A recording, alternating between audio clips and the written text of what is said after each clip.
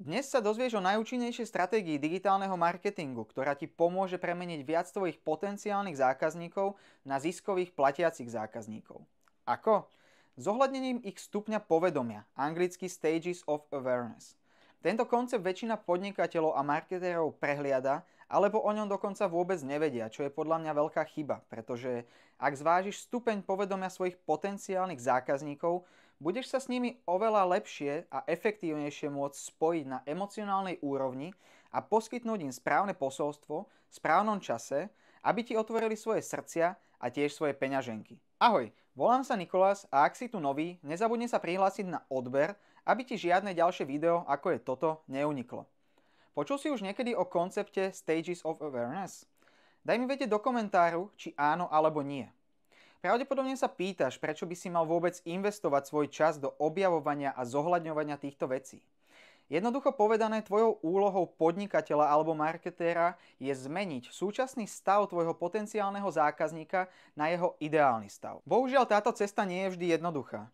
Existuje množstvo ľudí, ktorí nevedia vôbec, že majú nejaký problém, alebo nevedia, že existuje riešenie a už vôbec nevedia o tvojom konkrétnom riešení.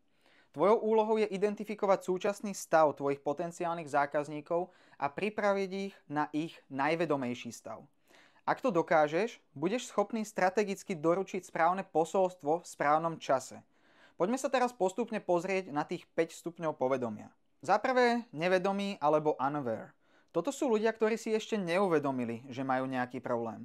Buď ho popierajú, alebo jednoducho nemajú informácie o konkrétnom produkte. Problém s týmito ľuďmi, ktorí si neuvedomujú problém, je v tom, že väčšina priamych marketingových kampaní na nich nie je veľmi účinná. A práve preto najúčinnejší spôsob, ako osloviť týchto ľudí, je nepriama reklama a nie priame reklamné zdelenie.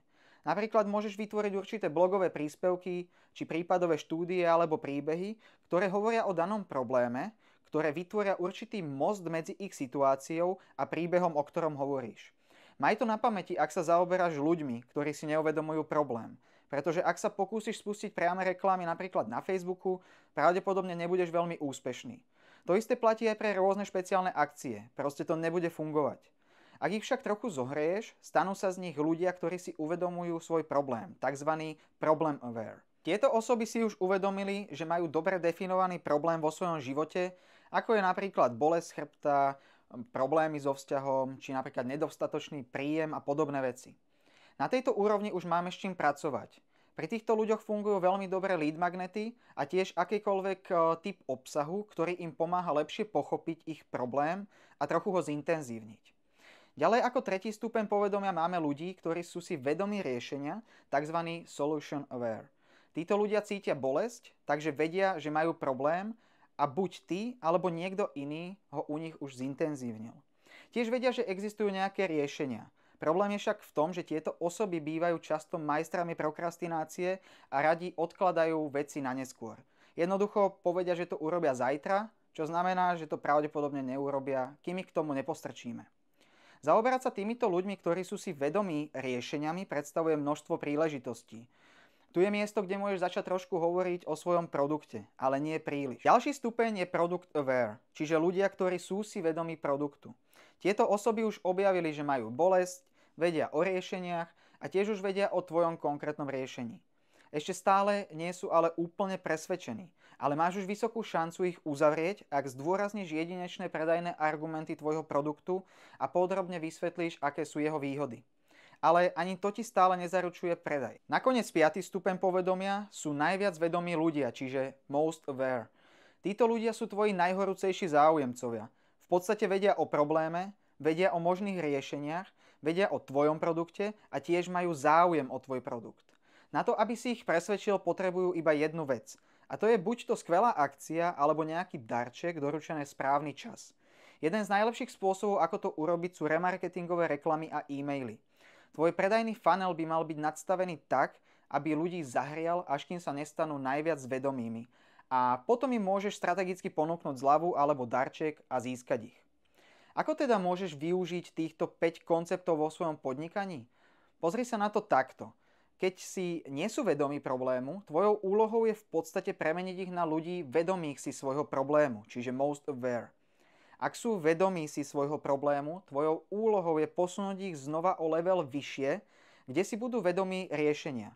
To je najlepšie miesto na použitie prihlásenia sa do e-mailovej databázy.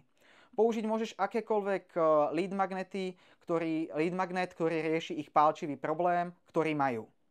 Ďalej, ak sú si vedomí riešenia, mal by si ich posunúť na level, kde si uvedomujú, že existuje produkt. Tu je miesto, kde môžeš začať vidieť nejaké nákupy, alebo ak predávaš software, tak prihlásenia. To isté platí aj pre ľudí, ktorí si uvedomujú, že existuje produkt a najvedomejších. Vždy chceš dostať potenciálnych zákazníkov do ich najvedomejšieho štádia, pretože v tom nakupujú. Takže poďme sa pozrieť na niekoľko konkrétnych príkladov, ako presne môžeš využiť tento koncept v každom kroku tvojho funnelu. Povedzme, že niekto pristane na tvojej stránke a neuvedomuje si svoj problém. Čo môžeš urobiť? Napríklad ich môžeš zaujať nejakým príbehom alebo povedzme prípadovou štúdiou ostatných, ktorí tiež riešili tento problém. A to im pomôže buď to zistiť, že majú aj oni tento problém a budú sa cítiť trochu pochopení. Sice nie príliš, ale toto je začiatok budovania povedomia v tvojom funneli. Napríklad, ak ponúkaš SEO služby, môžeš im dať prípadovú štúdiu niekoho iného, kto sa snažil získať návštevnosť. Ale čo sa stane, ak je tvoj návštevník si vedomý problému? Ono v podstate veľká väčšina návštevníkov je vo fáze, keď si uvedomujú problém, najmä ľudia, ktorí hľadajú na Google. A ak pristanú na tvojej pristávacie stránke, najlepším spôsobom, ako ich zaujať, je zdôrazniť ich problém. Ale nenechaj to len tak. Ponúkni im aj riešenie. A toto riešenie by mal byť tvoj lead magnet. Vidíš v tom tie súvislosti? Super. Tak poďme ďalej. Ak je niekto vedomý si riešenia, to znamená, že vie o probléme a hľadá riešenia. Často sú to napríklad ľudia, ktorí hľadajú dlhé kľúčové slova na Google. Takže to môžeš využiť vytvorením napríklad príspevku alebo pristávacej stránky, ktorá hovorí o jedinečných aspektoch tvojho riešenia. Pretože oni už vedia, že riešenia existujú, len hľadajú to správne pre seba. A ty ich môžeš zaujať zdôraznením niektorých výhod toho tvojho. A nakoniec, najlepší scenár je mať ľudí, ktorí sú najviac vedomí. Pretože týchto ľudí je pomerne ľahké zaujať. Jednoducho im stačí dať napríklad akciu. Takže je správne predpokladať, že títo ľudia aktívne hľadajú zľavy. Napríklad v časoch, ako sú Black Friday, Cyber Monday a podobne. Takže v týchto časoch by si sa mal zamerať celkové svoje kampane na ľudí, ktorí sú najviac vedomí a môžeš takmer ignorovať ľudí, ktorí si uvedomujú problém. Takže teraz už vieš o všetkých 5 stupňoch povedomia. Ale predtým, ako odídeš, chcem ti dať ešte niekoľko ďalších tipov, aby si mohol z toho vyťažiť čo najviac. Takže poprvé, čo tieto stupne povedomia vlastne znamenajú pre tvoje vlastné funnely? V prípade pristávacích stránok ich môžeš ľahko prispôsobiť tak, aby slúžili konkrétnemu typu publika. Napríklad namiesto jednej pristávacej stránky môžeš vytvoriť 4 rôzne typy pristávacích stránok. Jedna bude pre ľudí, ktorí si uvedomujú produkt, jedna bude pre ľudí, ktorí si uvedomujú riešenie, ďalšia bude pre tých, ktorí si uvedomujú problém a ďalšia bude pre tých, ktorí sú najviac vedomí. A všetko, čo musíš urobiť, sú len drobné zmeny v tvojej kópii a najmä v titulku.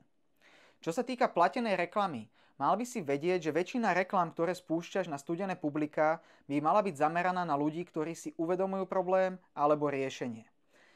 Takže, pokiaľ nerobíš nejaké sofistikované reklamné kampane na opätovné zacielenie, uisti sa, že píšeš kópiu, ktorá zdôrazňuje problém, zvýrazňuje ho a ponúka nejaké riešenie. Ale nie moc do hĺbky. Nechaj ich kliknúť a prejsť na tvoju pristávaciu stránku. A potom nechaj pristávaciu stránku zvládnuť ďalšiu fázu tohto povedomia. Možno sa pýtaš, a čo predajné stránky? Skvelá otázka, pretože to je jeden z tých prípadov, kde môžeš vidieť skutočnú hodnotu dobre zvládnutého predajného procesu. Takže aby sme si to zhrnuli, ako môžeš teda čo najlepšie využiť tieto stupne povedomia?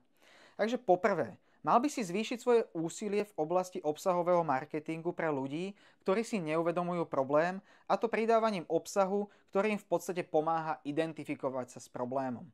Potom by si mal spustiť PPC reklamy pre ľudí, ktorí si uvedomujú problém a riešenie. Väčšina tvojich pristávacích stránok by mala byť zameraná na túto úroveň povedomia. Potom, čo sa ľudia prihlásia na tvoj e-mailový zoznam, cieľom tvojich e-mailových kampaní je dostať ich z neskorého štádia, v ktorom si uvedomujú problém, alebo skorého štádia, keď si uvedomujú riešenie, do štádia, keď si uvedomujú produkt. Potom, keď sa prekliknú z tvojich predajných e-mailov na predajnú stránku, úlohou predajnej stránky je dostať ich do fázy, keď sú najviac vedomí a dostať ich k nákupu. Ak to dokážeš, máš vyhraté a uvidíš obrovský nárast konverzií. Takže to je všetko. Dúfam, že sa ti video páčilo. Ak ešte nie si prihlásený na odber, uistí sa, že tak spravíš, aby ti ďalšie podobné video, ako je toto, neuniklo.